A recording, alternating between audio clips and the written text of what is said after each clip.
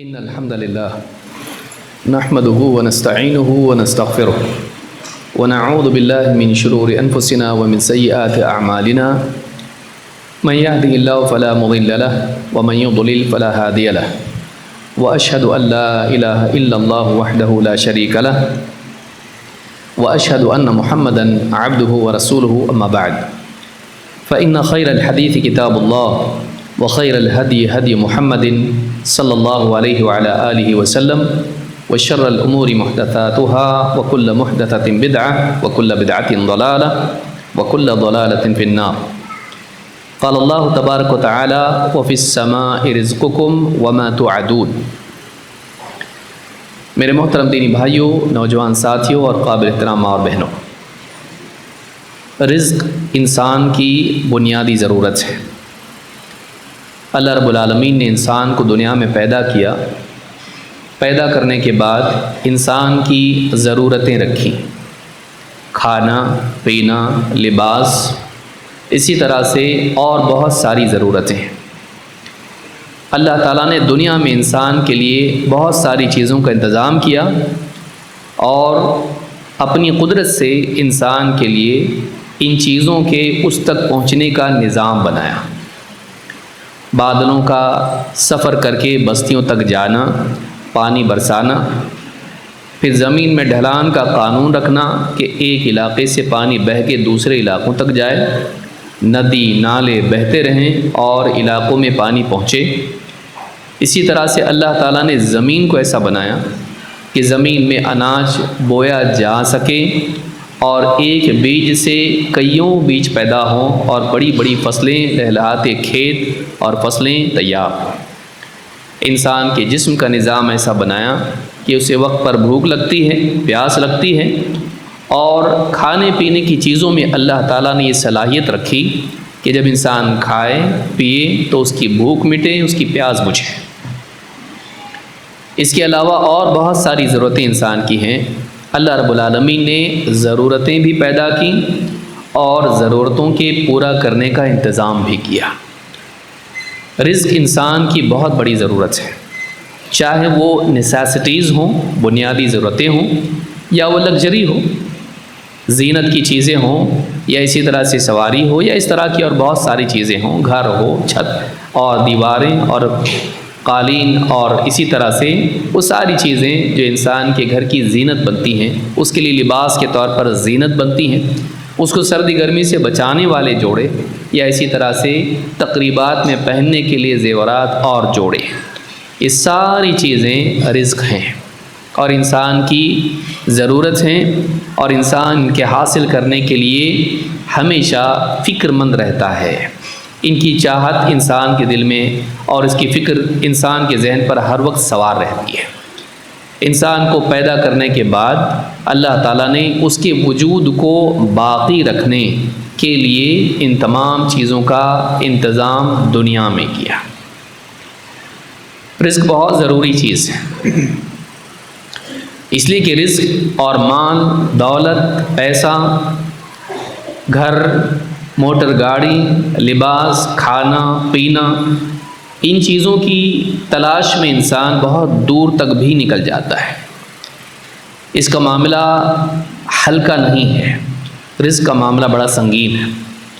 مال و دولت سے لے کر ضروریات تک آپ دیکھیں، اس کی وجہ سے انسان بعض اوقات دوسروں کا بلکہ اپنی اولاد کا قتل کرنے کے لیے بھی تیار ہو جاتا ہے۔ قرآن کریم میں اللہ تعالیٰ نے فرمایا وَلَا تَقْتُلُوا أَوْلَادَكُمْ خَشْيَةَ إِمْلَاقٍ، اپنی اولاد کو فقر و فاقے کے خوف سے قتل مت کرو۔ نَحْنُ نَرْزُقُهُمْ وَإِيَّاكُمْ، انہیں بھی ہم ہی رزق دیتے ہیں اور تم کو بھی۔ إِنَّ قَتْلَهُمْ كَانَ خِطْئًا كَبِيرًا، اولاد کا قتل بہت بڑا گناہ ہے، بہت بڑی غلطی ہے۔ قرآن کریم میں اس آیت میں اللہ تعالیٰ نے بتایا کہ اپنی اولاد کو اس وجہ سے قتل مت کرو کہ وہ تمہارے کھانے میں شریک ہوگی، کہ ان کے آنے سے تمہاری زندگی میں تنگی پیدا ہوگی۔ تمہاری ضرورتوں کے اعتبار سے تم کو کم ملے گا، اولاد کھا جائے گی، زیادہ کمانا پڑے گا، جتنا ہے اس میں کمی ہو جائے گی۔ کمی کے ڈر کی وجہ سے، فقر و فاقے کے ڈر کی وجہ سے اولاد کو قتل مت کرو۔ معلوم ہے کہ انسان ماضی میں بھی اور آج بھی اولاد کو قتل کرنے کے گناہ میں ملوث ہے۔ یہ صرف اس زمانے کی بات نہیں جس میں انسان ڈر کے اپنے بیٹے بیٹیوں کو زمین میں ریگستان میں دفن کرتا تھا، یہ صرف اس زمانے کی بات نہیں، بلکہ آج کا بھی حال یہ ہے کہ انسان یہ سوچ کر کہ بچے زیادہ ہوں گے اور بیٹی خاص طور سے آئے گی تو میرے خرچ بڑھ جائیں گے، میرے لیے تنگی پیدا ہوگی، اس تنگی سے اپنے آپ کو بچانے کے لیے ماں کے پیٹ ہی میں بچی کا قتل کر ڈالتا ہے ابارشن کی صورت میں۔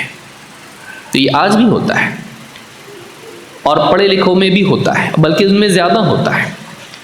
تو آپ دیکھیں کہ یہ جو جہالت اور یہ جو گمراہی اور یہ اتنا بڑا گناہ رزق ہی کی وجہ سے ہوتا ہے۔ اسی لیے اللہ نے فرمایا کہ ہم ان کو بھی رزق دیتے ہیں اور تم کو بھی۔ یہ مت سمجھو کہ وہ تمہارا رزق کھا جائے گا۔ وہ دنیا میں جب آتا ہے، چاہے بیٹا ہو بیٹی ہو، وہ بچہ دنیا میں آنے کے بعد اپنا رزق کھاتا ہے، تمہارا رزق نہیں کھاتا۔ تو یہاں پر اللہ نے فرمایا کہ نحن نرزقہم وإیاکم، انہیں بھی ہم رزق دیتے ہیں اور تم کو بھی۔ تو معلوم ہے کہ رزق کا معاملہ اتنا سیریس ہے کہ اس کی وجہ سے آدمی اتنی دور نکل جاتا ہے کہ اپنے ہی ہاتھوں اپنی اولاد کا قتل کر دیتا ہے۔ بلکہ رزق کا معاملہ اتنا سنگین ہے کہ انسان رزق کے مسئلے کی وجہ سے، دنیا کی وجہ سے، مال کی وجہ سے اپنا دین بھی بیچ دیتا ہے۔ اللہ کے نبی صلی اللہ علیہ وسلم فرماتے ہیں بادروا بالاعمال فتنا کقطع اللیل المظلم، فتنوں کے آنے سے پہلے نیکی میں، نیک کاموں میں جلدی کرو، ایسے فتنے جو اندھیری رات کے تاریک ٹکڑوں کی طرح ہوں گے، اندھیری رات کے تاریک ٹکڑوں کی طرح ہوں گے۔ یصبح الرجل مؤمنا ویمسی کافرا، آدمی صبح کو مومن ہوگا تو شام ہوتے ہوتے کافر ہو جائے گا۔ او یمسی مؤمنا ویصبح کافرا، یا شام میں مومن ہوگا لیکن صبح ہوتے ہوتے وہ کافر ہو چکا ہوگا۔ یبیع دینہ بعرض من الدنیا، وہ اپنے دین کو دنیا کی تھوڑی سی پونجی کے بدلے بیچ ڈالے گا، دین چھوڑ دے گا دنیا کی وجہ سے، پیسہ مل جائے تاکہ اس پیسے کے ذریعے سے وہ اچھا گھر لے لیں، تاکہ اس پیسے کے ذریعے سے وہ دنیا میں اچھا کھائے، اچھا پہنے، اچھی گاڑیوں میں گھومے۔ تو دنیا کا مال مجھ کو مل جائے تاکہ مجھے نعمتیں ملیں، اور ان نعمتوں کی وجہ سے وہ آدمی دین کی نعمت چھوڑ دے گا، ان نعمتوں کی وجہ سے، مادی نعمتوں کی وجہ سے دین کی اس عظیم الشان نعمت کو قربان کر ڈالے گا۔ تو معلوم ہے کہ رزق کا معاملہ اتنا سنگین ہے کہ آدمی رزق کی وجہ سے اپنے دین کو بھی بیچ سکتا ہے، اور ایسا ہوتا ہے۔ کئی معاملات تاریخ میں ایسے ہوئے ہیں کہ آدمی قحط پڑا ہوا ہے افریقہ میں، صومالیہ میں، یہاں وہاں، اور لوگ گئے اور ان کو کہا کہ ہم تم کو یہ دیں گے لیکن تم کو عیسائی بننا پڑے گا، تم کو فلاں بننا پڑے گا، تم کو ایسا کرنا پڑے گا۔ اور آدمی بعض اوقات اس نعمت کی وجہ سے، بھوک پیاس کی تکلیف سے بچنے کے لیے، کھانے پینے کے لیے، ایک بریڈ کے لیے بھی اپنے دین کو چھوڑ دیتا ہے۔ اور سیاست داں ہوں یا تاجر ہوں، بعض اوقات دنیا پانے کے لیے، رزق کے مسئلے کے لیے وہ اپنے دین، اپنے اصول اور اپنی انسانیت کو بھی بیچ دیتے ہیں۔ تو رزق کا معاملہ بڑا سنگین ہے، یا آدمی کو قتل تک بھی لے جاتا ہے، یا آدمی کو ارتداد تک، اسلام چھوڑنے تک لے جاتا ہے، دین برباد کرنے تک لے جاتا ہے۔ رزق کیا ہے؟ الجوہری، جو عربی زبان کے ماہرین میں سے ہیں، اپنی کتاب المنتخب من صحاح میں کہتے ہیں الرزق ما ينتفع به والجمع الارزاق، کہتے ہیں والرزق العطاء، رزق کس کو کہتے ہیں؟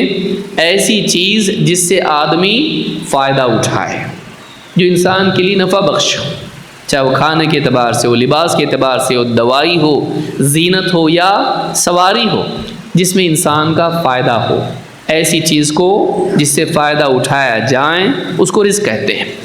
اور کہتے ہیں کہ والرزق العطاء، اللہ کی طرف سے جو عطا ہوتی ہے اس کو رزق کہا جاتا ہے۔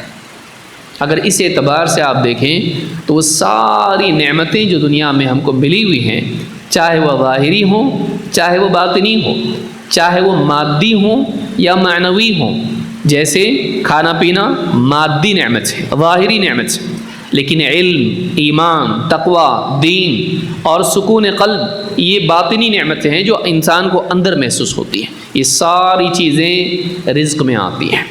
تو کہتے ہیں والرزق العطاء۔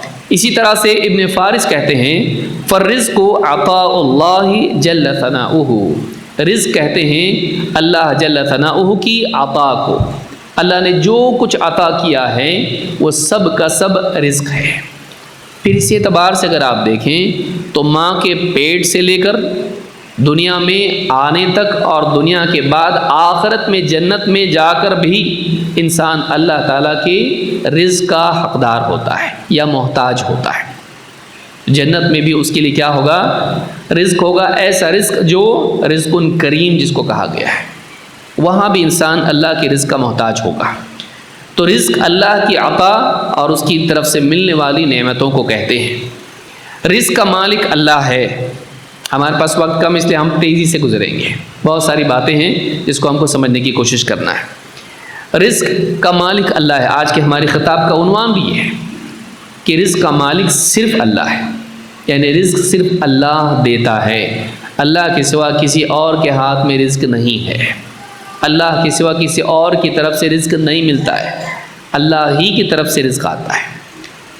تو اللہ رب العالمین قرآن کریم میں فرماتا ہے وَمَا مِن دَابَّةٍ فِي الْأَرْضِ إِلَّا عَلَى اللَّهِ رِزْقُهَا، زمین میں کوئی ایک جاندار بھی ایسا نہیں کہ اس کا رزق اللہ کے ذمہ نہ ہو۔ زمین میں ایک بھی جاندار ایسا نہیں ہے کہ اس کا رزق اللہ کے ذمہ نہ ہو۔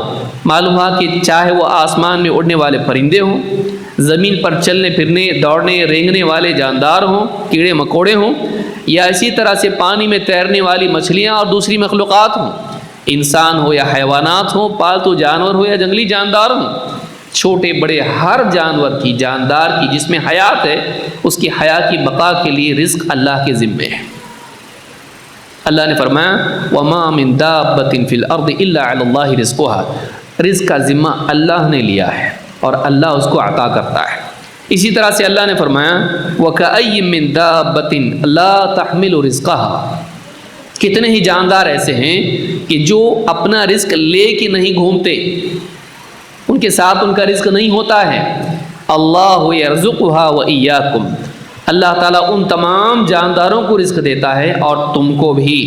وَهُوَ السَّمِيعُ الْعَلِيمُ، وہ سب کچھ سننے والا جاننے والا ہے، وہ دعاؤں کو سنتا ہے، انسان کی اللہ سے پکار کو سنتا ہے، مخلوقات کی پکار کو سنتا ہے جو اللہ سے مانگتے ہیں، اور اللہ تعالیٰ ان کے حال کو جانتا ہے، ان کی ضرورتوں کو جانتا ہے، اللہ ان کی ضرورتوں کو جانتا ہے۔ اسی لیے آپ دیکھیں کہ ہر قسم کے جاندار زمین پر پائے جاتے ہیں اور ہر ایک کی غذا الگ ہے، اور اللہ تعالیٰ نے ہر ایک کے لیے اس کی غذا تیار کر کے رکھی ہے۔ کوئی ایک مخلوق ایسی نہیں ہے کہ اس کی غذا ہو اور اس کی دنیا میں غذا موجود ہی نہ ہو، ایسا نہیں۔ ہر مخلوق کی غذا، اس کا رزق اللہ تعالیٰ نے تیار کر کے رکھا ہے، اس کو برابر اس کا رزق پہنچتا ہے۔ یہی وجہ ہے کہ ساری مخلوقات کتنے ہزاروں نہ جانے کتنے سالوں سے زمین میں ہیں اور ان کا رزق ان کو مل رہا ہے، ہر دن مل رہا ہے، دن میں کتنی مرتبہ مل رہا ہے۔ تو یہ اللہ ہے جس نے ساری مخلوقات کے رزق کا انتظام کیا ہے۔ دوسری بات یہ کہ اللہ تعالیٰ کفار و مشرکین کو بھی رزق دیتا ہے، صرف ماننے والوں کو نہیں، اللہ کا انکار کرنے والوں کو بھی اللہ رزق دیتا ہے۔ اللہ کے نبی صلی اللہ علیہ وسلم فرماتے ہیں لا احد اصبر علی اذن یسمعہ من اللہ عز وجل، اللہ تعالیٰ سے زیادہ کوئی ایسا نہیں جو بندوں کی طرف سے پہنچائی جانے والی اذیت پر صبر کرتا ہو، اللہ سے بڑھ کے صبر کرنے والا کوئی نہیں۔ انہ یشرک بہ ویجعل لہ الولد، لوگ ہیں کہ اللہ کے ساتھ شرک کرتے ہیں، لوگ ہیں کہ اللہ تعالیٰ پر جھوٹ بولتے ہوئے اس کے لیے اولاد کا عقیدہ گھڑتے ہیں، کسی کو اللہ کا بیٹا بنا دیتے ہیں جیسے عیسیٰ علیہ السلام کو بنایا۔ لوگ اللہ کے ساتھ شرک کرتے ہیں اور اس کے لیے اولاد کا عقیدہ گھڑتے ہیں۔ ثم ہوا یعافیہم، ثم هو يعافيهم ويرزقهم، لیکن اس کے باوجود وہ انہیں عافیت عطا فرماتا ہے اور انہیں رزق سے نوازتا ہے، انہیں رزق عطا کرتا ہے، ان پر عذاب نہیں آتا، وہ فنا نہیں ہو جاتے، وہ برباد نہیں ہو جاتے، بلکہ انہیں بھی دنیا میں جینے کا موقع ملتا ہے، اور اللہ تعالیٰ انہیں زندہ رکھ کے محفوظ رکھتے ہوئے دنیا میں بھی موقع دیتا رہتا ہے توبہ کا، اصلاح کا، ایمان کا، اور انہیں ان کا رزق عطا کرتا رہتا ہے۔ صرف ماننے والوں کو نہیں دیتا ہے، کفر کرنے والے، شرک کرنے والوں کو بھی دیتا ہے، اللہ کی شان میں گستاخی کرنے والوں کو بھی رزق دیتا ہے۔ امام البخاری مسلم دونوں نے اس حدیث کو روایت کیا ہے۔ رزق کے فیصلے آسمان سے ہوتے ہیں، زمین سے نہیں۔ رزق اویلیبل دنیا میں اللہ تعالیٰ کرتا ہے، لیکن رزق کے فیصلے آسمان سے ہوتے ہیں۔ اللہ تعالیٰ نے فرمایا وَفِي السَّمَاءِ رِزْقُكُمْ وَمَا تُوعَدُونَ، سورہ الذاریات میں اللہ نے فرمایا کہ آسمان میں تمہارے رزق ہے اور وہ جس کا تم سے وعدہ کیا گیا ہے۔ ابن کثیر رحمۃ اللہ علیہ فرماتے ہیں وَفِي السَّمَاءِ رِزْقُكُمْ یعنی المطر، آسمان میں تمہارا رزق ہے یعنی بارش۔ اگر آسمان سے بارش نہ برسے علاقے تباہ ہو جائیں، اور اگر خوب برسے، بہت زیادہ برسے، تب بھی تباہ ہو جائیں۔ اللہ تعالیٰ نے آسمان سے بارش برسانے کا نظام رکھا، اس سے علاقے سیراب ہوتے ہیں، پیاز بجتی ہے، اناج اگتا ہے، باغات پھلتے پھولتے ہیں، اور انسانوں کو ان کی روزی، ان کا رزق ملتا ہے۔ اللہ نے فرمایا آسمان میں تمہارا رزق ہے، وما توعدون، اور جس کا تم سے وعدہ کیا گیا ہے، یعنی جنت۔ جنت بھی کہاں ہے؟ اوپر آسمان میں ہے۔ کہتے ہیں قال ابن عباس و مجاہد وغیر واحد، عبداللہ ابن عباس اور مجاہد اور کئی سلف کا یہ کہنا ہے کہ اس سے مراد یہ ہے کہ اللہ آسمان سے بارش برساتا ہے اور اس کے ذریعے تمہارے رزق کا انتظام کرتا ہے۔ تو رزق کا فیصلہ آسمان سے ہوتا ہے، اللہ رب العالمین آسمانوں کے اوپر ہیں، وہاں سے رزق کے فیصلے ہوتے ہیں، اور پھر اللہ تعالیٰ آسمان سے بارش برساتا ہے تاکہ مخلوقات کو ان کا رزق ملے۔ بلکہ کھانا پینا ہی نہیں، جتنی بھی نعمتیں ہیں جو تمام کی تمام رزق میں شامل ہیں، یہ سب کی سب اللہ کی طرف سے ملتی ہیں۔ کوئی ایک چیز بھی ایسی نہیں جو اللہ کی بجائے کوئی اور عطا کرتا ہو۔ اللہ تعالیٰ فرماتا ہے وَمَا بِكُم مِّن نِّعْمَةٍ فَمِنَ اللَّهِ، تمہارے پاس کوئی ایک نعمت بھی ایسی نہیں جو اللہ کی طرف سے نہ ہو۔ تمہارے پاس جو بھی نعمت ہے وہ اللہ کی طرف سے آئی ہے۔ معلوم ہوا کہ چاہے وہ ظاہری نعمتیں ہوں یا باطنی، مادی ہوں یا معنوی، بڑی ہوں یا چھوٹی، دنیا والی ہوں یا آخرت والی، ساری نعمتیں اللہ کی طرف سے ملتی ہیں۔ یہ سورہ النحل میں اللہ نے کہا۔ اسی طرح سے اللہ نے فرمایا وَآتَاكُم مِّن كُلِّ مَا سَأَلْتُمُوهُ، اللہ نے وہ سب کچھ تم کو دے رکھا ہے جو تم اس سے مانگو۔ دنیا میں سب اویلیبل ہے، کیا نہیں ہے؟ آپ سوچئے، دنیا میں اللہ تعالیٰ نے ایسی چھوٹی سی زمین ہے، کائنات کے مقابلے میں کتنی چھوٹی ہے، اس میں انسان کو رکھا، اور انسان کی ضرورت کی ساری چیزیں اللہ نے دنیا میں رکھ دی۔ کتنی بڑی تعجب کی چیز ہے کہ انسان یہاں ہو اور اس کے ساتھ اتنی ساری مخلوقات ہوں، اور ہر مخلوق کی ضرورت کی چیز یہاں موجود ہو۔ اللہ نے فرمایا وَآتَاكُم مِّن كُلِّ مَا سَأَلْتُمُوهُ، تم جو کچھ بھی اللہ سے مانگ سکو وہ اللہ تعالیٰ نے سب کچھ تم کو دے رکھا ہے۔ وَإِن تَعُدُّوا نِعْمَةَ اللَّهِ لَا تُحْصُوهَا، اور اگر تم اللہ تعالیٰ کی نعمتوں کو شمار کرنا چاہو نہیں گن سکتے۔ اللہ کی نعمتوں کو اگر تم گننا چاہو تو ان نعمتوں کو تم شمار نہیں کر سکتے۔ ان الانسان لظلوم کفار، یقیناً انسان بڑا ظالم ہے، بڑا ناشکرا ہے۔ ظالم ہے، اللہ کی نعمتیں لے کر اللہ کا حق اللہ کو نہیں دیتا، شکر نہیں کرتا ہے، اللہ کی بجائے جھوٹے معبودوں کا شکر کرتا ہے، اور کفار ہے، انکار کرتا ہے، اللہ سے لیتا ہے لیکن اللہ ہی کو جھٹلاتا ہے، اللہ ہی کا انکار کرتا ہے، اللہ کی توحید کا انکار کرتا ہے، ناشکری کرتا ہے، اللہ کا احسان نہیں مانتا، کبھی بابا کا نام لیتا ہے اور کبھی اپنی بڑائی بیان کرتا ہے۔ تو انسان ظالم ہے اور انسان ناشکرا ہے اور انکاری ہے۔ یہاں پر اللہ نے بتایا کہ جتنی نعمتیں ہیں وہ ساری کی ساری نعمتیں اللہ کی طرف سے ملتی ہیں، اور اللہ تعالیٰ نے دنیا میں سارا انتظام کر رکھا ہے۔ جو بھی ضرورت انسان کی ہے، جو انسان مانگ سکے اپنی زبان سے یا اپنے حال سے، انسان کے لیے سب کچھ اویلیبل ہے۔ اب دیکھیے بچہ پیدا ہوتا ہے تو یہاں بچہ پیدا ہوا، وہاں ماں کے سینے میں اس کے لیے دودھ کا انتظام ہو جاتا ہے۔ کیسا اللہ ہے کہ ساری نعمتیں اللہ تعالیٰ انسان کے لیے اویلیبل کرتا ہے اس کے مناسب وقت پر، یہ اللہ ہے۔ اللہ کے بارے میں خود اللہ تعالیٰ نے فرمایا کہ مخلوقات میں، انسانوں کی زندگی میں رزق میں کمی زیادتی جو ہوتی ہے یہ اللہ کے فیصلے سے ہوتی ہے۔ انسان کا کہ جب اللہ نے سب کو دیا تو ہم کو کم کیوں ملتا؟ تو یہ اللہ کی طرف سے فیصلہ بندوں کی آزمائش کے لیے ہوتا ہے، اور دنیا میں ایسا ہونا ضروری بھی ہے۔ سب اگر برابر ہو جائے تو دنیا کا نظام خراب ہو جائے۔ اللہ نے کسی کو زیادہ دیا، کسی کو کم، تبھی جا کے ایکٹیویٹی ہو رہی ہے، ورنہ ساری ایکٹیویٹی بند۔ اللہ نے جو کم زیادہ دیا ہے یہ اللہ کی طرف سے ہے۔ اللہ تعالیٰ فرماتا ہے واللہ فضل بعضکم علی بعض فی الرزق، یہ اللہ ہے جس نے رزق کے معاملے میں بعض کو بعض پر فضیلت دی ہے، کسی کو زیادہ دیا اور کسی کو کم۔ یہ فیصلہ کس نے کیا؟ یہ اللہ نے کیا۔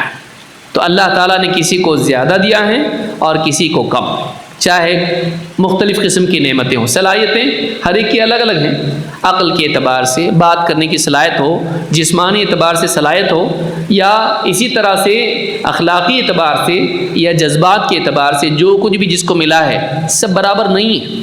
اگرچہ انسان کی فطرت ایک ہے، وہ فطرت پر پیدا ہوتا ہے، لیکن صلاحیتیں، کوالٹیز سب کی کم زیادہ ہوتی ہیں۔ بہادر کوئی زیادہ ہے تو کوئی ڈرپوک ہے، کوئی خوش مزاج ہے تو کوئی غصے والا ہے۔ یہ سارا جو کچھ بھی انسان کو ملا یہ اللہ کی طرف سے ملا ہے، کسی کو اللہ نے زیادہ دیا، کسی کو کم، تفاوت رکھا اللہ تعالیٰ نے تاکہ دنیا کا نظام چلے۔ یہ سورۃ النحل میں اللہ نے کہا ہے۔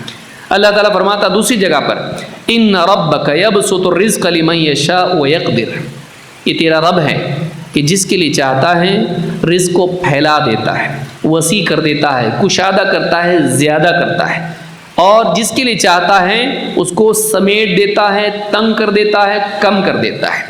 انہ کان بعبادہ خبیرا بصیرا، وہ اپنے بندوں کے بارے میں ہر چیز کی خبر رکھنے والا ہے اور ان کے حال کو دیکھنے والا ہے۔ اسے معلوم ہے کس کو کتنا دینا چاہیے، کس کو کم دینا چاہیے، کس کو زیادہ دینا چاہیے، کس کو آج دینا چاہیے، کس کو کل دینا چاہیے، وہ جانتا ہے۔ کس سے روک کر رکھنا چاہیے، کسی کو خوب دینا چاہیے۔ اللہ تعالیٰ اپنی طرف سے فیصلہ کرتا ہے، وہ بندوں کے حال سے باخبر ہیں اور ان کے حال کو ہر حال میں دیکھتا رہتا ہے۔ اگر سب کے پاس سب کچھ ہوتا تو سب خراب ہو جاتا۔ دنیا میں سب کے پاس اگر سب کچھ ہوتا تو سارا نظام خراب ہو جاتا ہے۔ اللہ تعالیٰ فرماتا ہے وَلَوْ بَسَطَ اللَّهُ الرِّزْقَ لِعِبَادِهِ لَبَغَوْا فِي الْأَرْضِ، اگر اللہ تعالیٰ اپنے بندوں کے لیے رزق کو پھیلا دیتا، کشادہ کر دیتا، سب کے پاس فراوانی کے ساتھ ہوتا، لَبَغَوْا فِي الْأَرْضِ، تو زمین میں وہ سرکشی کرنے لگ جاتے ہیں۔ اگر تنگی نہیں آتی، دونوں معنی اس میں ہے۔ ایک معنی یہ ہے کہ اگر تکلیف ہی نہیں آتی، تنگی نہیں آتی، پریشانی نہیں آتی، دنیا میں کمی کا احساس نہ ہوتا تو دعا کے لیے ہاتھ اور نگاہیں آسمان کی طرف نہیں اٹھتی، انسان گھمنڈ میں آ جاتا ہے، مجھے کسی کی کیا ضرورت ہے۔ اللہ نے فرمایا کلا ان الانسان لیطغی ان رآہ استغنی، نہیں، انسان سرکش ہو جاتا ہے، سرکشی کرتا ہے جب دیکھتا ہے کہ مجھے کسی کی ضرورت نہیں۔ آپ دیکھیے انسان کے پاس جب بہت کچھ ہوتا ہے وہ کسی کو گنتا نہیں ہے، مخلوق تو چھوڑیے وہ اللہ کی طرف بھی متوجہ نہیں ہوتا ہے کیونکہ سب کچھ اس کے پاس ہے، اب کیا مانگوں، اس کے اندر گھمنڈ پیدا ہوتا ہے، اس کے اندر شرارت پیدا ہو جاتی ہے۔ تو اللہ نے فرمایا کہ اگر اللہ تعالیٰ رزق کو سارے بندوں کے لیے پھیلا دیتا، وسعت کے ساتھ سب کو ملتا، تو زمین میں کیا کرتے؟ سرکشی کرتے۔ وَلَٰكِن يُنَزِّلُ بِقَدَرٍ مَّا يَشَاءُ، لیکن اللہ کا معاملہ یہ ہے کہ اللہ تعالیٰ اپنی طرف سے ایک خاص مقدار میں اپنی تقدیر کے مطابق اسے تھوڑا تھوڑا کر کے زمین میں نازل کرتا رہتا ہے۔ اِنَّهُ بِعِبَادِهِ خَبِيرٌ بَصِيرٌ، وہ اپنے بندوں کے بارے میں خبر رکھتا ہے، ان کے حال کو دیکھتا ہے۔ امام القرطبی رحمۃ اللہ علیہ فرماتے ہیں اس کا ایک معنی یہ بھی ہے کہ لو جعلناہم سواء فی المال، اگر سارے بندوں کو ہم مال میں برابر کر دیتے، سب کو برابر ملتا، لمن قاد بعضهم لبعض وتعطلت الصنائع، اگر سب کے پاس ایکول پیسہ ہوتا تو جاب پہ کون جاتا؟ کون کس کے پاس کام کرتا؟ سب کے پاس سب ہوتا تو کسی کو کسی کا کام کرنے کی ضرورت نہیں ہوتی، تو سارا نظام دنیا کا معطل ہو کر رہ جاتا، سب انیکٹیو ہو جاتے ہیں، کیونکہ میرے پاس سب کچھ ہے، میں جاؤں تو کیوں جاؤں کام پہ، میں کسی اور کا کام کیوں کروں؟ لیکن اللہ نے کسی کو زیادہ دیا، کسی کو کم، ایک کے پاس ایک چیز ہے تو دوسری نہیں ہے، اور اس کے پاس دوسری ہے تو پہلی نہیں ہے۔ اللہ تعالیٰ نے ایک دوسرے کو اس طرح سے لوگوں کے ساتھ جوڑ دیا کہ کائنات کا، زمین کا نظام چلتا رہے۔ تو اللہ نے سب کو برابر نہیں دیا، یہ اچھا ہے، یہ برا نہیں ہے۔ سب کو اگر برابر مل جاتا تو دنیا کا نظام رک جاتا اور کوئی کسی کا کام نہیں کرتا۔ اللہ کے سوا کوئی رزق دینے والا نہیں۔ ایک مسلمان کا عقیدہ ہونا چاہیے کہ رزق صرف اللہ دیتا ہے، باقی جتنے اسباب اور وسائل ہیں یہ بھی اللہ کے پیدا کیے ہوئے ہیں اور اللہ کے حکم کے تابع ہیں۔ اللہ جب چاہے ان کو روک دے، اور انسان چیز ہونے کے باوجود بھی محتاج کا محتاج رہے۔ اللہ تعالیٰ ہے جو ان چیزوں کو بندوں کے لیے مہیا کرتا ہے، فراہم کرتا ہے، اور اللہ تعالیٰ ہے جو ان کو انسان کے لیے نفع بخش بناتا ہے، ورنہ آدمی دوا کھاتا رہے، علاج ہونے کی بجائے بیماری بڑھتی چلی جائے، کھانا کھاتا رہے، بھوک مٹنے کی بجائے بھوک بڑھتی چلی جائے۔ اللہ جو چاہے کر سکتا ہے۔ تو اللہ نے چیزیں بھی پیدا کی، چیزوں کے اوصاف بھی پیدا کیے، اور ہر وقت ہر چیز اللہ کے کنٹرول میں ہوتی ہے کہ واقعی انسان کے لیے مفید ہوگی کہ نہیں۔ تو اللہ ہے جو رزق عطا کرتا ہے، دوسرا اور کوئی نہیں۔ اللہ تعالیٰ نے فرمایا یا ایھا الناس اعبدوا ربکم، اے لوگو اپنے رب کی عبادت کرو، الذی خلقکم والذین من قبلکم لعلکم تتقون، اس اللہ کی، اس رب کی عبادت کرو جس نے تم کو وجود بخشا، جس نے تم کو پیدا کیا، اور ان کو بھی جو تم سے پہلے گزرے ہیں، سارے باباؤں کو بھی اسی نے پیدا کیا ہے، وہ اپنے وجود میں اللہ کے محتاج تھے، آج تم ان کو پوجنے لگے ہو، یہ بھی کبھی نہیں تھے، پیدا ہوئے، کھائے پیے جیے اور ان کی بھی موت ہو گئی، یہ بھی محتاج تھے، ان کو بھی اللہ رزق دیتا تھا، ان کو بھی اللہ نے پیدا کیا تھا۔ الذی خلقکم والذین من قبلکم لعلکم تتقون، تم اللہ کی عبادت اس لیے کرو تاکہ تم بچو، دنیا میں پرہیزگار بن جاؤ اور قیامت کے دن اللہ کے عذاب سے بچو۔ الذی جعل لکم الارض فراشا والسماء بناء، اللہ وہ ہے کہ جس نے زمین کو تمہارے لیے بچھونا بنایا اور آسمان کو تمہارے لیے چھت بنایا، وَأَنزَلَ مِنَ السَّمَاءِ مَاءً، اور آسمان سے تمہارے لیے پانی برسایا، فَأَخْرَجَ بِهِ مِنَ الثَّمَرَاتِ رِزْقًا لَكُمْ، اور آسمان سے تمہارے لیے پانی برسایا اور زمین سے تمہارے لیے پھل پیدا کیے تمہارے رزق کے لیے۔ آسمان کو چھت بنایا، زمین کو بچھونا، پھر آسمان سے بارش برسائی اور زمین سے اناج اگایا، اناج تمہارے قریب رکھا تاکہ تم اسے لو، پھل تمہارے قریب رکھے تاکہ انہیں توڑ کے کھاؤ، آسمان میں نہیں رکھے، زمین میں رکھے، لیکن پانی آسمان میں رکھا۔ فَأَخْرَجَ بِهِ مِنَ الثَّمَرَاتِ رِزْقًا لَكُمْ فَلَا تَجْعَلُوا لِلَّهِ أَنْدَادًا وَأَنْتُمْ تَعْلَمُونَ، تو جب سب کچھ اللہ نے کیا ہے تو تم اللہ کے ساتھ اور شریک نہ ٹھہراؤ جبکہ تم جانتے ہو، جبکہ تم جانتے ہو یہ سب کچھ اللہ کے سوا اور کوئی نہیں کر سکتا۔ بندوں کو پیدا کرنا، ان کے لیے رزق کا انتظام کرنا، آسمان اور زمین کے ملانے سے انسان کے رزق کا انتظام کرنا، ایک انسان کے مخلوق کے رزق کے لیے آسمان اور زمین کا نظام چلانا، یہ اللہ کے سوا کوئی نہیں کر سکتا ہے۔ تو تم پھر اللہ کے سوا کسی اور کی عبادت مت کرو۔ یہاں پر اللہ نے بتایا یہ سب کچھ اللہ کے سوا کوئی نہیں کر سکتا ہے، انسان کو وجود دینا اور انسان کے لیے آسمان و زمین کے ملاپ سے رزق کا انتظام کرنا، تو معلوم ہے کہ اللہ کے سوا کوئی رزق دینے والا نہیں۔ دوسری جگہ سورہ نمل میں اللہ نے فرمایا اَمَّن يَبْدَأُ الْخَلْقَ ثُمَّ يُعِيدُهُ، کون ہے جو مخلوق کو ایک بار پیدا کر کے اس کو دوبارہ پیدا کرنے پر قادر ہو، کون ہے؟ بلکہ آپ مخلوقات میں دیکھیے، ایک پھل اللہ پیدا کرتا ہے بیج سے، اور پھر اس پھل میں بیج پیدا کرتا ہے جس سے پھر پھل پیدا ہوتے۔ ایک انسان ہے، ماں کے پیٹ سے انسان جنم لیتا ہے، پھر اس انسان سے اس بیٹی کے پیٹ میں پھر اور بچے پیدا ہوتے ہیں. تو ایک تو اس طرح کا نظام اللہ نے بنایا، لیکن اسی کے ساتھ اللہ تعالیٰ نے ایسا نظام بنایا کہ دنیا میں انسان مرنے کے بعد آخرت میں دوبارہ پیدا ہوگا. تو دنیا میں بھی وہ پیدا کرتا ہے دوبارہ، ایک مخلوق سے پھر دوسری مخلوق. زمین کے پورے بنجر بن جانے کے بعد اور ساری فصلوں کے ختم ہونے کے بعد اسی کھیتی میں سے پھر دوسری کھیتی نکلتی ہے. اللہ تعالیٰ ایک کے بعد ایک واپس سے پیدا کرتا ہے.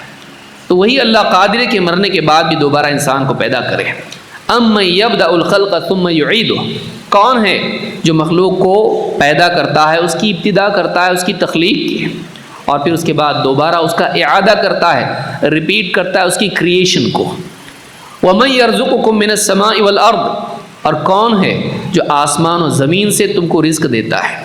أَإِلَٰهٌ مَّعَ اللَّهِ، کہ اللہ کے سوا بھی کوئی اور معبود ہے.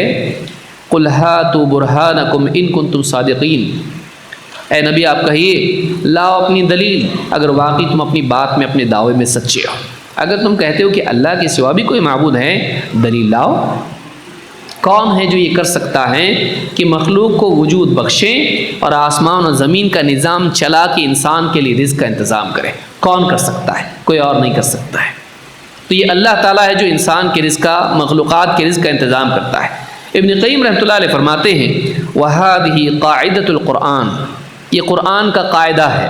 یقرر توحید الالہیت بتوحید الربوبیہ، کہ اللہ تعالیٰ توحید ربوبیت، اللہ رب ہے، تم کو پیدا کر کے رزق دیتا ہے، کائنات کا نظام چلاتا ہے، یہ بتا کے اللہ تعالیٰ یہ منواتا ہے کہ جب یہ اللہ کرتا ہے تو اللہ ہی کی عبادت کرو. توحید ربوبیت کو بتا کر اللہ تعالیٰ توحید الوہیت کا مطالبہ کرتا ہے.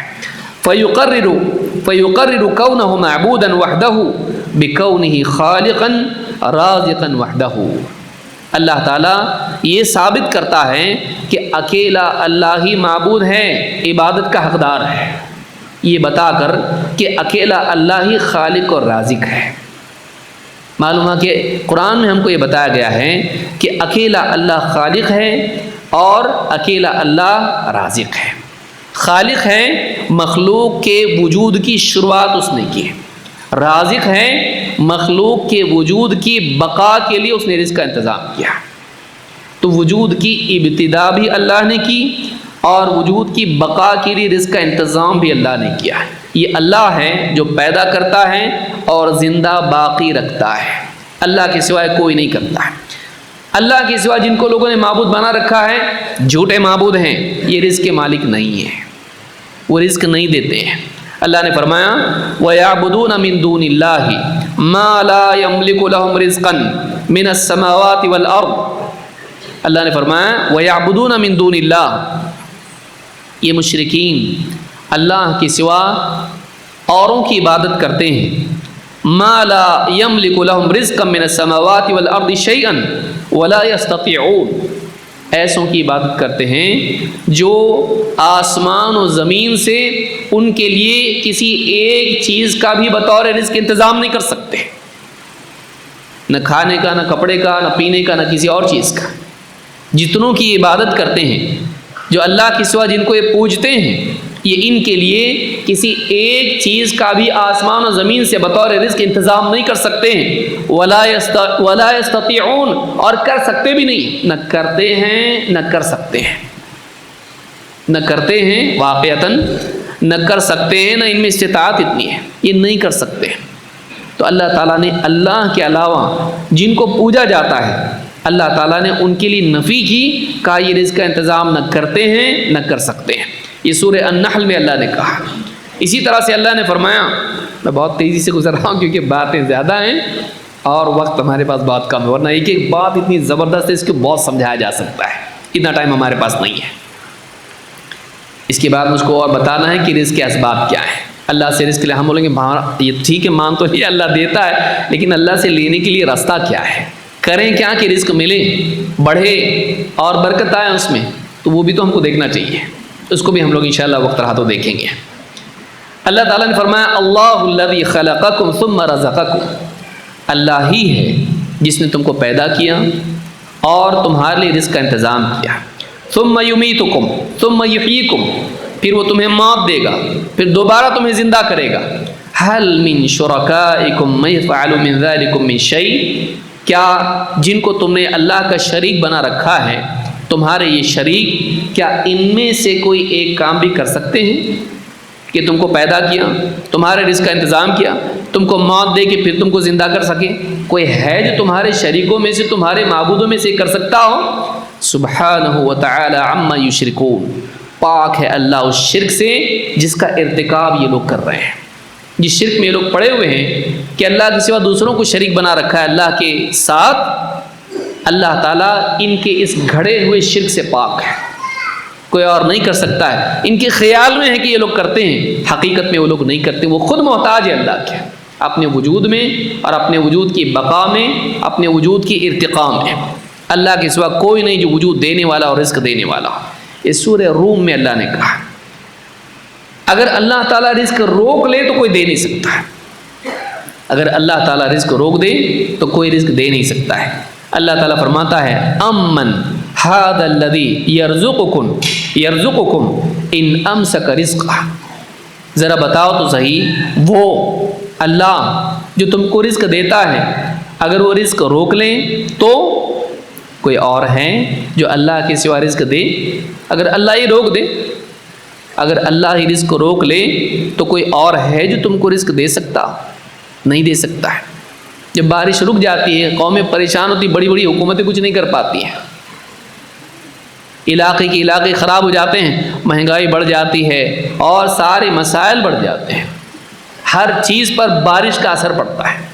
اگر بارش رک جائے زندگی کے سارے معاملات بگڑ جاتے ہیں، صرف کھانا پانی نہیں بلکہ زندگی کے تمام معاملات خراب ہو جاتے ہیں۔ اللہ نے فرمایا کہ کون ہے امن ھذا الذی یرزقکم ان امسک رزقہ، یہ جو اللہ ہے جو تمہیں رزق دیتا ہے اگر یہی رزق روک لے تو کوئی اور ہے جو تم کو رزق دے سکے؟ کوئی رزق نہیں دے سکتا ہے۔ سورہ ملک میں اللہ نے بات کہی ہے۔ اور اللہ جو رزق دیتا ہے اس رزق میں بھلائی ہے۔ اللہ تعالیٰ نے آخرت کا جو رزق رکھا ہے یہ دنیا کے رزق سے زیادہ بہتر ہے۔ دنیا میں جو کچھ ملتا ہے یہ حقیر ہے، کھانا پینا لباس موٹر گاڑی گھر اور جتنی چیزیں ہیں یہ دنیا کی چیزیں ہیں، یہ بھی اللہ کی نعمت ہے لیکن یہ کامل نعمت نہیں، اس سے بہتر نعمت آخرت کی نعمت ہے۔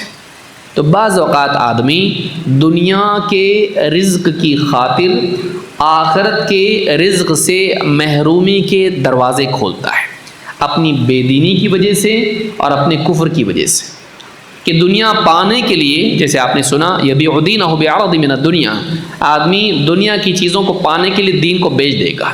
یہ اتنا بے وقوف آدمی ہے کہ دنیا کا رزق پانے کے لیے اس نے آخرت کے رزق کو برباد کر دیا، اس سے محرومی کا دروازہ کھول دیا۔ تو کبھی ایسا نہیں کرنا چاہیے کہ دنیا کے رزق کے لیے آخرت کا رزق آدمی برباد کر دے، اس کا موقع کھو دے۔ دنیا میں بھوکا رہ لے، صبر کر لے تاکہ آخرت میں اس سے بہتر رزق اللہ اس کو دے۔ اسی لیے قرآن کریم میں اللہ نے اپنے نبی سے کہا وَلَا تَمُدَّنَّ عَيْنَيْكَ إِلَىٰ مَا مَتَّعْنَا بِهِ أَزْوَاجًا مِّنْهُمْ زَهْرَةَ الْحَيَاةِ الدُّنْيَا لِنَفْتِنَهُمْ فِيهِ۔ اے نبی، جو ان کفار و مشرکین و فساق و فجار کو اللہ تعالیٰ نے دنیا میں قسم قسم کی نعمتیں عطا کر رکھی ہیں جو نظر کو بہت لبھاتی ہیں، ان کی طرف نظر اٹھا کے بھی نہیں دیکھنا، ان کی طرف نگاہ اٹھا کے نہیں دیکھنا، یہ ہم نے ان کو اس لیے دی تاکہ ان کو آزمائیں، ان کی طرف نظر اٹھا کے مت دیکھنا۔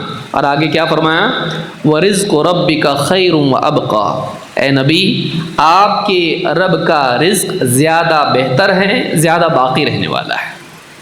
آپ کے رب کا رزق زیادہ بہتر ہے جو اللہ آخرت میں دے گا، وہ اس سے زیادہ بہتر ہے دنیا کی نعمتوں سے، اور وہ زیادہ باقی رہنے والا۔ یہ ختم ہو جائیں گی اور گھٹیا ہیں، وہ اعلیٰ ہے اور باقی رہے گا۔ بل تؤثرون الحیات الدنیا والآخرۃ خیر وابقیٰ، تم دنیا کی زندگی کو ترجیح دیتے ہو جبکہ آخرت زیادہ بہتر ہے، باقی رہنے والی ہے۔ تو انسان بعض اوقات دنیا کی لالچ میں دین کو چھوڑ دیتا ہے، اور دنیا کا تو مل جاتا ہے، دنیا مل جاتی ہے، لیکن اپنے آپ کو آخرت کے ابدی و اعلیٰ رزق سے محروم کر لیتا ہے اپنے آپ کو۔ حرام کے راستے پر، کفر اور گناہ کے راستے پر نہیں جانا چاہیے۔ دنیا کی محرومی پر راضی ہو جائے آدمی، لیکن دوسروں کو دیکھ کے دیکھو ان کو کتنا ملا ہے، کیسے ملا، چکر مکر کر کے ملا۔ چلو ہم بھی ویسے ہی کرتے ہیں، ٹرکری، چیٹنگ، دھوکہ، جھوٹ، خیانت، غبن، ظلم اور اس طرح کے سارے راستے آدمی اپنے لیے حلال کر لیتا ہے۔ دنیا تو مل جاتی ہے لیکن دین نکل جاتا ہے، دنیا مل جاتی ہے لیکن آخرت چھن جاتی ہے۔ لہٰذا انسان کو چاہیے کہ وہ دنیا کے پانے کے لیے آخرت کا خطرہ نہ مولے۔ آئیے دیکھتے ہیں، یہ 10 باتیں تھیں جو ہم نے دیکھی آخرت کے اعتبار سے یا دنیا کے اعتبار سے رزق کے اسباب کیا ہے، کیسے ہم اللہ کی سے رزق لیں۔ نمبر 1 ایمان اور توکل ہے، اللہ پہ بھروسہ رکھیں، اللہ دے گا، اللہ پر یقین رکھیں۔ اللہ سے جیسا گمان آدمی کرتا ہے، اللہ اس کے ساتھ ویسا معاملہ کرتا ہے۔ اللہ کے نبی صلی اللہ علیہ وسلم فرماتے ہیں، لو انکم کنتم توکلون علی اللہ حق توکلہ لرزقتم کما یرزق الطیر تغدو خماسا وتروح بطانا۔ اگر تم اللہ پر ویسا بھروسہ کرو جیسا بھروسہ کرنا چاہیے، اگر تم اللہ پہ ویسا بھروسہ کرو جیسا بھروسہ کرنا چاہیے تو تمہیں ویسے رزق دے گا جیسے پرندوں کو دیتا ہے۔ صبح سویرے وہ رزق کی تلاش میں نکلتے ہیں بھوکے پیٹ، اور شام کو سیر ہو کے واپس لوٹتے ہیں۔ اپنے پاس وہ تھیلی میں کچھ رکھتے نہیں، بلکہ وہ آج کا آج کھاتے پیتے ہیں۔ صبح سویرے بھوکے نکلتے ہیں، لیکن شام تک اللہ سیر کر کے ہی ان کو واپس لوٹاتا ہے، بھوکا نہیں۔ اگر تم اللہ پر ویسا بھروسہ رکھو جیسا بھروسہ رکھنا چاہیے تو معلوم ہے کہ رزق کا وعدہ، یہ امام احمد، ترمذی، ابن ماجہ اور حاکم نے اس کو روایت کیا ہے اور حدیث صحیح ہے۔ اس سے معلوم ہے کہ اللہ تعالیٰ بندوں کو رزق عطا کرتا ہے جب واقعی صحیح طور پر وہ اللہ پر توکل کریں، اللہ پر بھروسہ رکھیں کہ اللہ رزق دے گا۔ تو یہ پہلا ذریعہ ہے اللہ پر بھروسہ رکھنا۔ نمبر 2 تقدیر پر یقین رکھنا۔ تقدیر پر یقین رکھنا، جتنا میری تقدیر میں ہے کھا کے مروں گا، مل کے رہے گا، اس سے کم اللہ نہیں دے گا۔ اللہ کے نبی صلی اللہ علیہ وسلم فرماتے ہیں، لو ان ابن آدم ہرب من رزقہ کما یہرب من الموت۔ آدمی اپنے رزق سے ایسا بھاگے جیسے موت سے بھاگتا ہے، تب بھی لأدرکہ رزقہ کما یدرکہ الموت، تو اس کا رزق اس کو پا کر رہے گا جیسے موت اس کو پکڑ کے رہتی ہے۔ موت سے بھاگ سکتا؟ رزق سے بھی نہیں بھاگ سکتا۔ جتنا کھلا کے اس کو مارنا ہے اللہ اتنا کھلا کے ہی موت دے گا اس کو، جتنا دینا ہے اللہ دے کے ہی مارے گا اس کو۔ مرنے سے پہلے اپنا رزق پا کے مرے گا۔ اس لیے یقین رکھے کہ جو میری تقدیر میں اللہ نے رزق رکھا ہے اللہ مجھ کو ضرور دے گا۔ اس یقین کے ساتھ زندگی گزارنا آدمی کے اسٹریس لیول کو، ڈپریشن کو، ٹینشن کو، انگزائٹی کو، اور 50 لفظ اس کے لیے انگلش میں ڈاکٹروں کو زیادہ معلوم ہے، تو یہ ساری جتنی پریشانیاں ہیں یہ کم ہو جائیں گی۔ رزق کی وجہ سے پریشان ہو کے آدمی رزق بڑھاتا نہیں ہے، رزق بڑھاتا، رزق نہیں بڑھتا، اس سے کیا بڑھتا ہے؟ ہارٹ اٹیک کا رزق۔ کتنے لوگ ہیں کہ اتنے پریشان ہو جاتے ہیں کہ ہارٹ اٹیک آ جاتا ہے یا مختلف قسم کی بیماریاں آ جاتی ہیں، کیا ملا اس کو؟ تو خواہ پریشان ہونا بھی بے وقوفی ہے۔ امام حافظ ابو نعیم نے اس کو اپنی کتاب حلۃ الاولیاء میں ذکر کیا، اور شیخ الالبانی کہتے ہیں کہ حدیث حسن ہے۔ معلوم ہے کہ انسان کو اس کا رزق مل کر رہے گا۔ نمبر 3 عبادت کا اہتمام، عبادات کا اہتمام۔ اللہ تعالیٰ قرآن کریم میں فرماتا ہے، وَمَا خَلَقْتُ الْجِنَّ وَالْإِنسَ إِلَّا لِيَعْبُدُونَ مَا أُرِيدُ مِنْهُم مِّن رِّزْقٍ وَمَا أُرِيدُ أَن يُطْعِمُونَ إِنَّ اللَّهَ هُوَ الرَّزَّاقُ ذُو الْقُوَّةِ الْمَتِينُ۔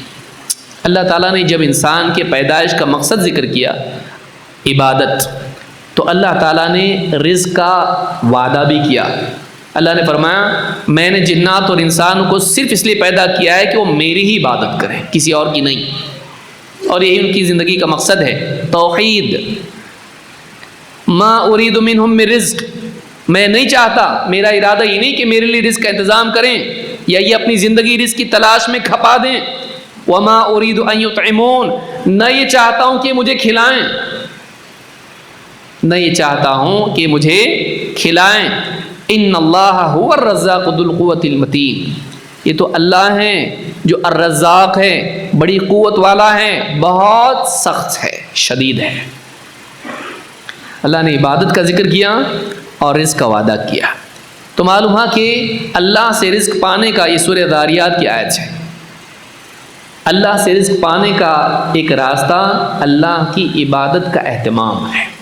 لیکن معاملہ یہ ہے کہ انسان رزق کی وجہ سے اللہ کی عبادت ہی میں کوتاہی کرواتا ہے. شیطان ہے، برابر کام پہ لگا دیتا ہے انسان کو. جو چیز دروازہ ہے اس کے لیے رزق کا، اسی کو بولتا بند کر اس کو، تاکہ محروم ہو اور اللہ کی شکایت کر کے اور گندگی میں چلا جائے. تو رزق کا راستہ عبادت ہے. اللہ کے نبی صلی اللہ علیہ وسلم ایک حدیث میں، جو حدیث قدسی فرماتے ہیں، یقول ربکم تبارک و تعالی، تمہارا رب فرماتا ہے، یا ابن آدم، اے آدم کے بیٹے، اے انسان، یا ابن آدم تفرغ لعبادتی، میری عبادت کے لیے وقت فارغ کر، میری عبادت کے لیے فارغ ہو جا. املأ قلبک غنا، تیرے دل کو مالدار کر دوں گا.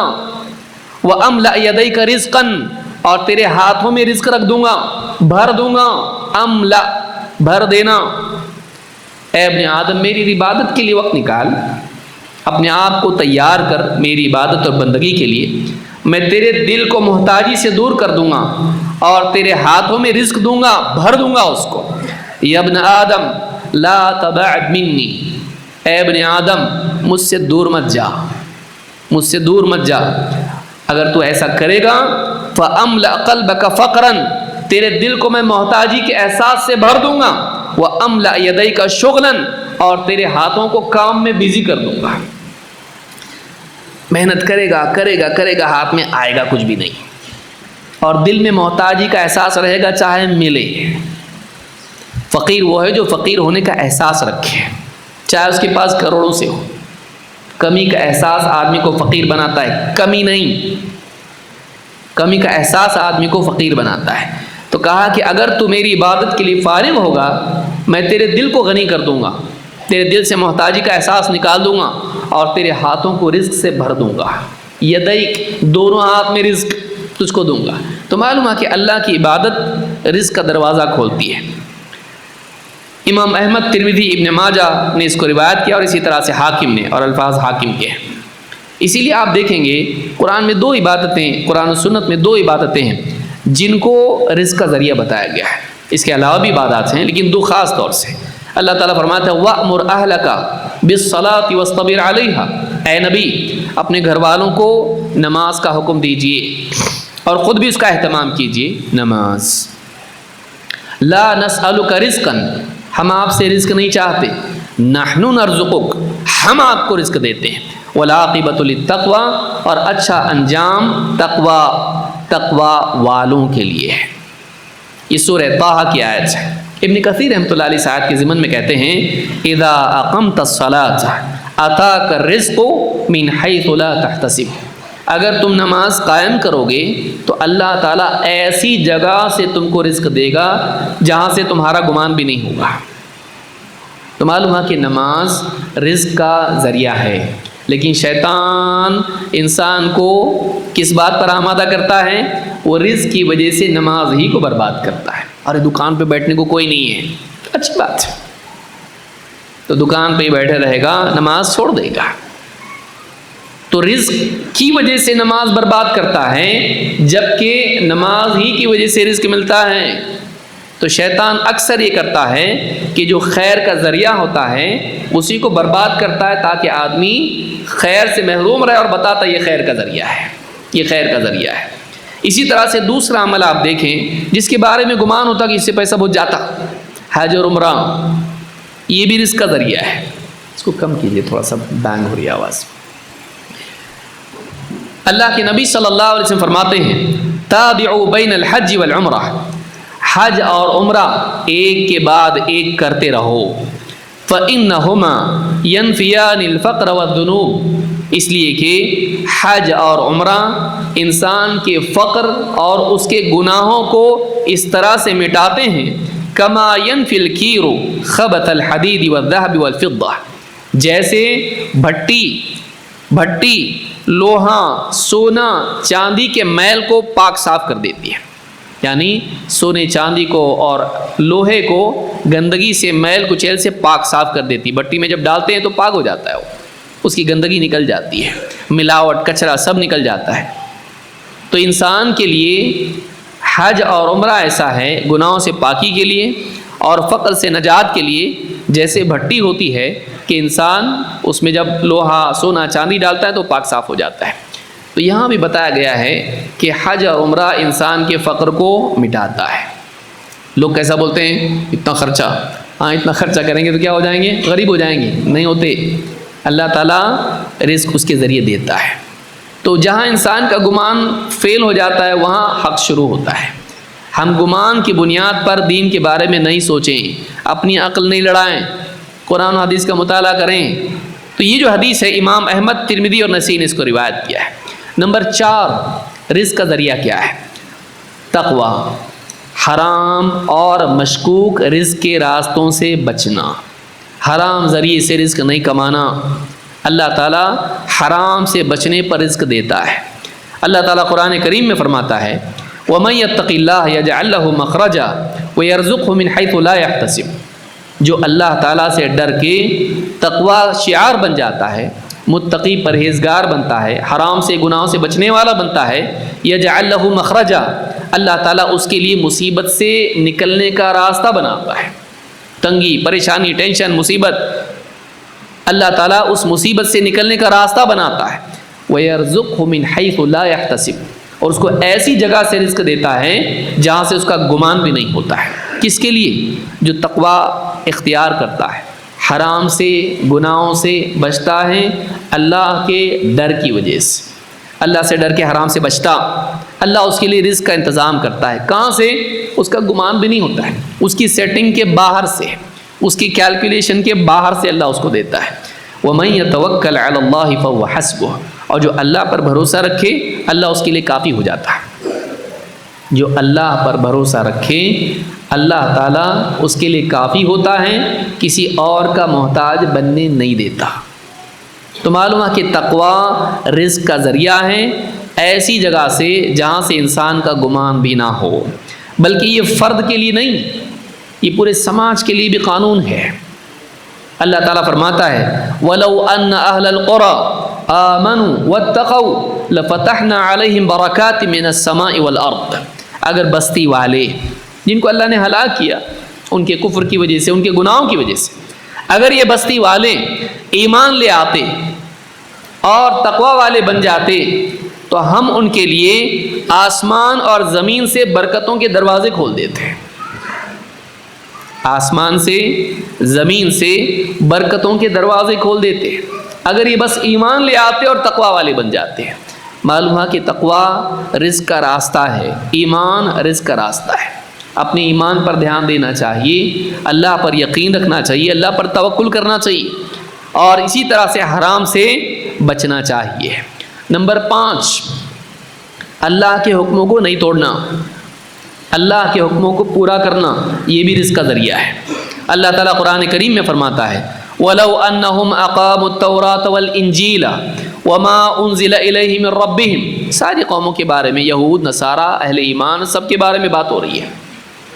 وَلَوْ أَنَّهُمْ، اگر وہ أَقَامُوا التَّوْرَاةَ وَالْإِنْجِيلَ، تورات اور انجیل کے مطابق اپنے آپ کو حق پر قائم کرتے، وَمَا أُنزِلَ إِلَيْهِمْ مِنْ رَبِّهِمْ، اور اس کے مطابق جو ان کے رب کی طرف سے نازل ہوا ہے ان کی طرف، لَأَكَلُوا مِنْ فَوْقِهِمْ وَمِنْ تَحْتِ أَرْجُلِهِمْ، وہ کھاتے اوپر سے بھی نیچے سے بھی، یعنی اللہ آسمان سے بھی اور زمین سے بھی ان کے لیے رزق کا انتظام کرتا۔ کب؟ جب وہ تورات اور انجیل اور جو کچھ اللہ نے نازل کیا ہے قرآن، اس کے مطابق زندگی گزارتے ہیں۔ معلوم ہے کہ اللہ کی وحی کے مطابق جینا انسان کے لیے آسمان اور زمین سے رزق کے دروازے کھولتا ہے۔ نیک بننا، اللہ کا فرما بردار بننا اللہ تعالیٰ کی طرف سے رزق کے دروازے کھولتا ہے. یہ سورۃ المائدہ میں اللہ نے کہا ہے. اسی لیے آپ دیکھیں حدیث میں بھی اللہ کے نبی صلی اللہ علیہ وسلم فرماتے ہیں ان الکافر اذا عمل حسنۃ اطعم بها طعمۃ من الدنیا. کافر جب کوئی بھلائی کرتا ہے، جب کوئی بھلائی کسی پہ احسان کر دیا، کسی کے کام آ گیا، کافر بھی جب دنیا میں کوئی بھلائی کرتا ہے تو اس بھلائی کی وجہ سے اللہ تعالیٰ تھوڑا موڑا دنیا میں اس کو کھلا دیتا ہے. اس بھلائی کی وجہ سے اللہ تعالیٰ کچھ اسے دنیا میں عطا کر دیتا ہے. وَأَمَّا الْمُؤْمِنُ لیکن مومن فَإِنَّ اللَّهَ يَدَّخِرُ لَهُ حَسَنَاتِهِ فِي الْآخِرَةِ، اللہ تعالیٰ اس کی نیکیوں کا بدلہ آخرت کے لیے سنبھال کے رکھتا ہے، ضائع نہیں کرتا. وَيُعْقِبُهُ رِزْقًا فِي الدُّنْيَا عَلَىٰ طَاعَتِهِ، اور دنیا میں بھی اللہ تعالیٰ اس کی طاعت کے بدلے اس کو رزق دیتا ہے. مومن کو اس کی فرما برداری کے بدلے اللہ دنیا میں بھی رزق دیتا ہے اور اس کا اجر و ثواب آخرت میں بھی سنبھال کے رکھتا ہے. دنیا میں بھی دیتا، آخرت میں بھی دیتا. کب؟ جب اس کی زندگی میں طاعت ہوتی ہے. تو اللہ کے حکموں کو جس قدر ہم پورا کریں اللہ تعالیٰ رزق کے دروازے کھولتا ہے. یہ حدیث صحیح مسلم میں ہے. اللہ کے نبی صلی اللہ علیہ وسلم فرماتے ہیں ان روح القدس نفث فی روعی، روح القدس نے میرے جی میں یہ بات ڈالی ان نفسا لن تموت حتی تستکمل اجلها وتستوعب رزقها، کوئی جاندار مر نہیں سکتا ہے جب تک کہ اپنی عمر پوری نہ کر لے اور اپنا رزق پوری طرح سے حاصل نہ کر لے.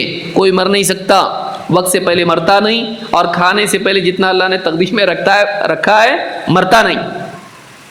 فاتقوا اللہ، تو تم اللہ سے ڈرو، تقوی اختیار کرو.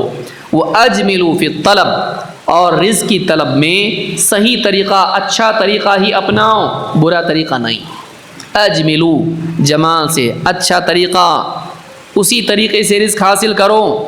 وَلَا يَحْمِلَنَّ أَحَدَكُمْ اسْتِبْطَاءُ الرِّزْقِ أَن يَطْلُبَهُ بِمَعْصِيَةِ اللَّهِ، اور یاد رکھو رزق کے ملنے میں دیری کہیں تمہیں اس راستے پر نہ ڈال دے کہ تم اللہ کی نافرمانی کے راستے سے رزق حاصل کرنے لگ جاؤ. رزق میں ملنے میں تم کو لگ رہا دیری ہو رہی، جلد بازی میں آ کے تم حلال راستہ چھوڑ کے حرام فرما برداری والا راستہ چھوڑ کے نافرمانی والا راستہ اختیار مت کرو. فإن اللہ تعالی لا ينال ما عنده الا بطاعته، اس لیے کہ اللہ کے پاس جو اجر و ثواب ہے، اللہ کے پاس جو بہتر رزق ہے، وہ اللہ کی فرما برداری کے بغیر نہیں ملتا. دنیا مل جائے گی، حرام راستے سے حاصل کرو گے، آخرت والے رزق سے محروم ہو جاؤ گے. اللہ کے پاس جو نعمتیں ہیں وہ نعمتیں اللہ کی طاعت سے ملتی، نافرمانی سے نہیں. اس حدیث کو امام حافظ ابو نعیم نے اپنی کتاب حلیۃ الاولیاء میں روایت کیا ہے، اور صحیح الجامع صغیر میں شیخ البانی کہتے ہیں حدیث صحیح ہے. نمبر 6، ٹائم ختم ہو رہا. نمبر 6 دعا، اللہ سے دعا مانگنا. اللہ سے دعا مانگنا ہے ٹائم ہے. اللہ سے دعا مانگنا. اللہ تعالیٰ قرآن کریم میں فرماتا ہے ان الذین تعبدون من دون اللہ لا یملکون لکم رزقا، اللہ کے سوا جن کو تم پکارتے ہو، جن کی عبادت کرتے ہو، وہ تمہارے رزق کے مالک نہیں ہیں. بتوں سے، قبروں سے، ستاروں سے، مشینوں سے، اپنی صلاحیت سے آدمی بعض اوقات کسی نہ کسی کو معبود کا مقام دے دیتا ہے. ہاتھ میرے ہیں تو اسی سے سب چلتا ہے. جن کو تم اللہ کے سوا پوجتے ہو، معبود کا مقام تم نے دے رکھا ہے. ان الذین تعبدون من دون اللہ لا یملکون لکم رزقا، وہ تمہارے رزق کے مالک نہیں ہیں. فابتغوا عند اللہ الرزق، تو تم اللہ ہی سے رزق چاہو، تم اللہ ہی سے رزق طلب کرو. واعبدوہ، اور اسی کی عبادت کرو. واشکروا لہ، اور اسی کا شکر ادا کرو. اللہ ہی سے رزق مانگو، اللہ ہی کی عبادت کرو، اور اللہ ہی کا شکر ادا کرو. الیہ ترجعون، پلٹ کے تم کو اللہ کے پاس جانا ہے، جواب دینا پڑے گا جو کچھ تم نے زندگی میں کارروائیاں کی ہیں اور کارنامے انجام دیے. شرک اگر کیا ہے سزا ملے گی. گناہ اگر کیے ہیں سزا ملے گی۔ تو جن کو تم اللہ کے سوا پوچھتے ہو تمہارے رزق کے مالک نہیں ہیں، اللہ کے پاس رزق ہے، تو اللہ سے رزق مانگو۔ تو اللہ نے ہم کو حکم دیا ہے کہ ہم اللہ سے رزق طلب کریں۔ ابن تیمیہ رحمۃ اللہ علیہ فرماتے ہیں فمن رجا نصرا او رزقا من غیر اللہ خذلہ اللہ، جو شخص اللہ تعالیٰ کی بجائے کسی اور سے مدد یا رزق کی امید لگاتا ہے اللہ اس کو ناکام و نامراد ہی کرتا ہے۔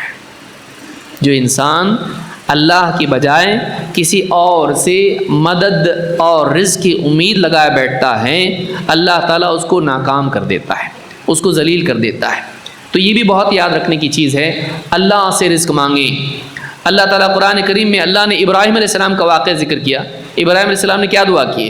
ربنا انی اسکنت من ذریتی بواد غیر ذی زرع عند بیتک المحرم، اے میرے رب تیرے محترم گھر کے پاس میں نے اپنی اولاد کو بسایا ہے ایک ایسی وادی میں جس میں کچھ بھی اگتا نہیں، ایک دم بنجر ہے، یہاں کچھ اگتا نہیں ہے، ایسی جگہ پر تیرے حکم سے میں نے اپنی اولاد کو یہاں بسایا ہے۔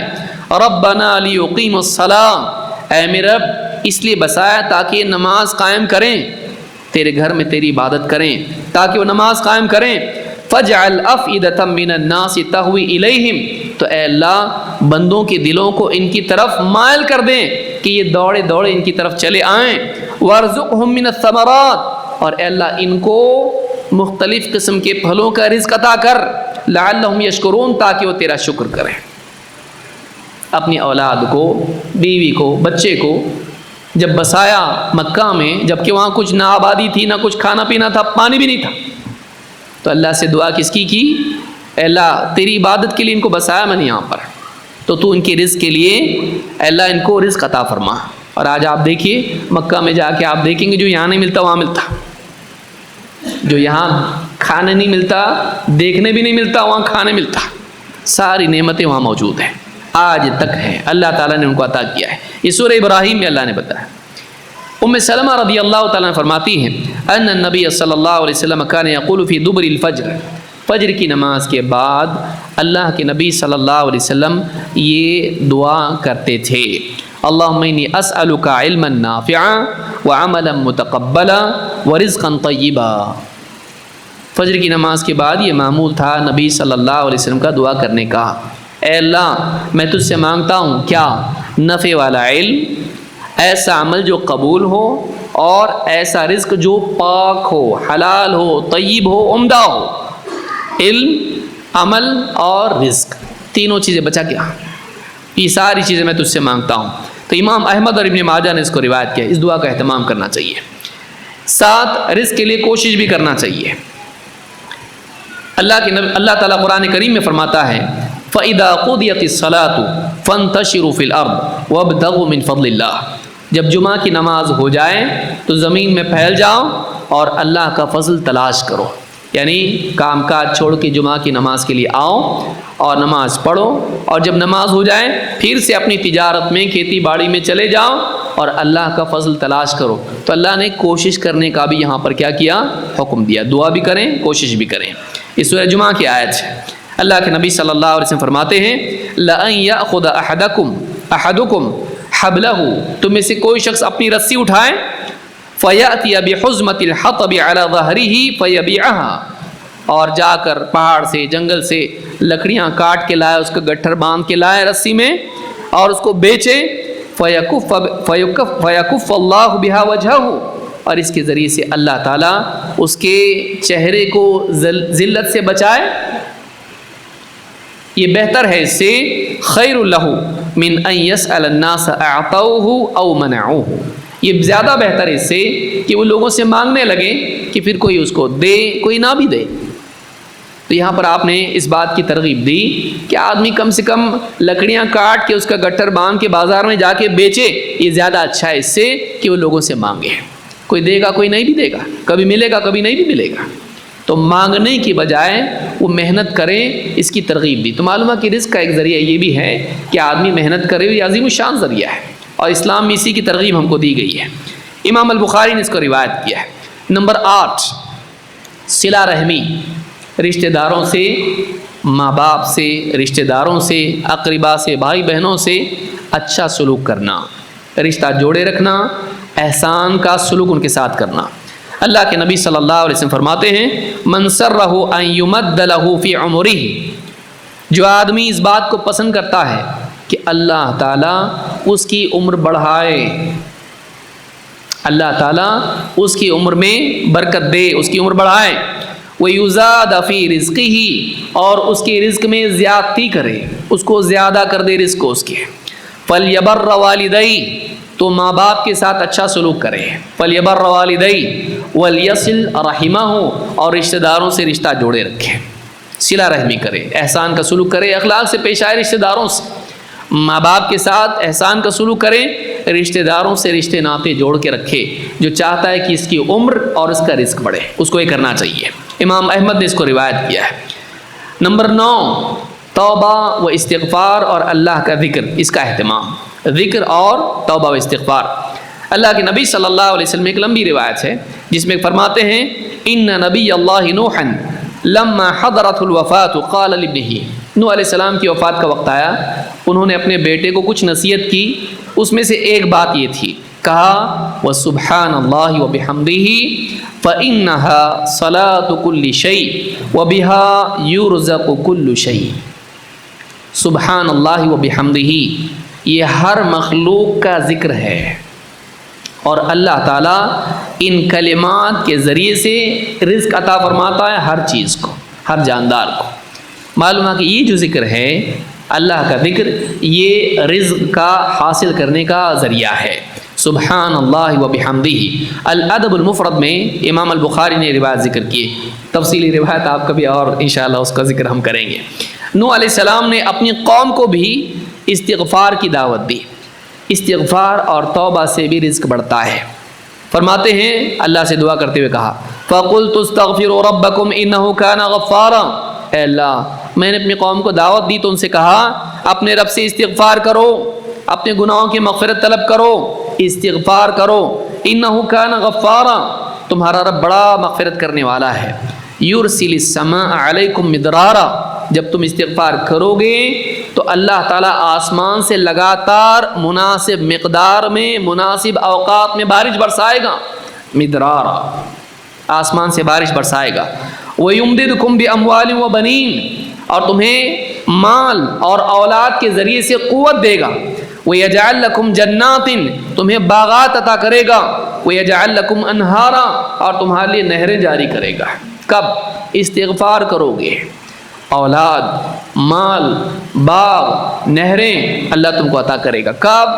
جب تم اللہ سے استغفار کرو گے۔ اس آیت کی تفسیر میں امام القرطبی کہتے ہیں فی هذه الآیہ والتی فی ہود دلیل علی ان الاستغفار یستنزل به الرزق والامطار، اس آیت میں اور سورہ ہود کی آیت میں اس بات کی دلیل ہے کہ استغفار سے رزق اور بارش نازل ہوتی ہے، استغفار کے ذریعے سے بندوں کو اللہ تعالیٰ رزق عطا کرتا ہے اور ان پر بارش برساتا ہے۔ آخری چیز جو رزق کے ذرائع میں سے ہے وہ ہے صدقہ و خیرات کرنا، دینا تاکہ ملے، خالی ہونا تاکہ بھرنے کے لیے کچھ موقع آئے۔ آدمی روک کے رکھے، اللہ بھی روک کے رکھتا ہے، آدمی ہاتھ کھولے اللہ تعالیٰ بھی اپنی طرف سے عطا کرتا ہے۔ اللہ تعالیٰ قرآن کریم میں فرماتا ہے قُلْ إِنَّ رَبِّي يَبْسُطُ الرِّزْقَ لِمَن يَشَاءُ مِنْ عِبَادِهِ وَيَقْدِرُ لَهُ، اے نبی آپ کہیے یہ میرا رب ہے کہ بندوں میں سے جس کے لیے چاہتا ہے رزق کو پھیلا دیتا ہے اور جس کے لیے چاہتا ہے تنگ کر دیتا ہے، جس کے لیے چاہتا ہے وسیع رزق عطا کرتا ہے، جس کے لیے چاہتا ہے رزق میں تنگی کر دیتا ہے۔ وَمَا أَنفَقْتُم مِّن شَيْءٍ فَهُوَ يُخْلِفُهُ، اور جو بھی تم خرچ کرتے ہو اللہ تعالیٰ پلٹا کے تم کو اور عطا کر دیتا ہے۔ جو بھی تم خرچ کرتے ہو اللہ تعالیٰ تمہیں لوٹا دیتا ہے، وَهُوَ خَيْرُ الرَّازِقِينَ، اور وہ بہترین رزق عطا کرنے والا ہے۔ یہ سورہ سبا کی آیت ہے۔ حدیث میں اللہ کے نبی صلی اللہ علیہ وسلم فرماتے ہیں وَمَا فَتَحَ رَجُلٌ بَابَ عَطِيَّةٍ يُرِيدُ بِهَا صِلَةً، جو بھی بندہ رشتے ناطے جوڑنے، رشتہ داروں پر، اقربا پر احسان کی نیت سے عطا کرتا ہے اور عطا کرنے کا دروازہ کھولتا ہے الا زادہ اللہ بہا کثرہ، اللہ تعالیٰ اس کے لیے رزق کی کثرت کا دروازہ کھول دیتا ہے۔ اللہ اس کو اور زیادہ عطا کرتا ہے جو لوگوں کو عطا کرتا ہے۔ امام احمد نے اس کو روایت کیا ہے۔ مصعب بن سعد کہتے ہیں، جو حضرت سعد بن ابی وقاص کے بیٹے ہیں، رأى سعد رضی اللہ عنہ ان له فضلا علی من دونہ، حضرت سعد بن ابی وقاص کو دل میں بات پیدا ہوئی کہ اللہ نے ان کو مال دیا ہے، ان کی دوسروں پر کچھ فضیلت ہے، غریب لوگوں پر ان کی کچھ فضیلت ہے۔ اللہ کے نبی صلی اللہ علیہ وسلم نے فرمایا هل تنصرون وترزقون الا بضعفائکم، تمہاری مدد کی جاتی ہے، تمہیں رزق دیا جاتا ہے تو تمہارے کمزور لوگوں کی وجہ سے۔ سماج میں جو کمزور، غریب اور محتاج لوگ ہوتے ہیں، ان کی وجہ سے تم کو رزق ملتا ہے۔ جب تم ان کے کام آتے ہو تو اللہ تمہارے لیے دروازہ کھولتا ہے۔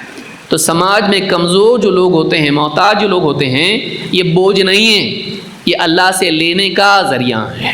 اسی لیے آپ دیکھیں گے، یہ بخاری کی حدیث ہے، ایک اور حدیث میں اللہ کے نبی صلی اللہ علیہ وسلم کے پاس ایک صحابی آئے اور